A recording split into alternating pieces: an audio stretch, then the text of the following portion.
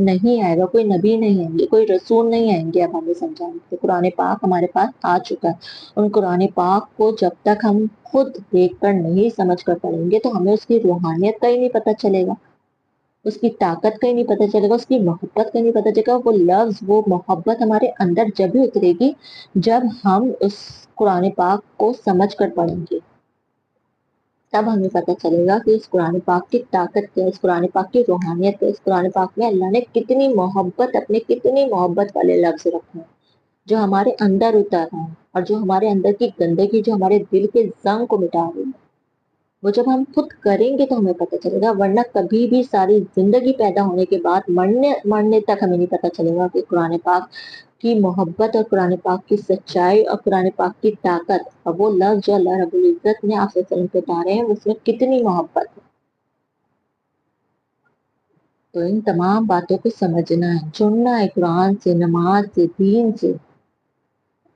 तभी हम अपने आप को देख सकेंगे, तभी हम अपनी रूह को देख सकेंगे, अपने आप को पहचान सकेंगे, वरना कभी भी नहीं पहचान सकते हैं।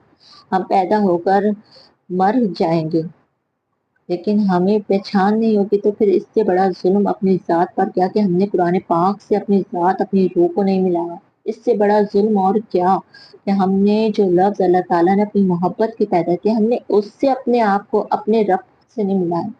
जो शख्स बगैर अपने रब से मिला हुआ इस दुनिया से चला गया तो इससे बड़ा जुल्म क्या किया हमने अपने साथ का, इससे बढ़कर जुल्म क्या किया।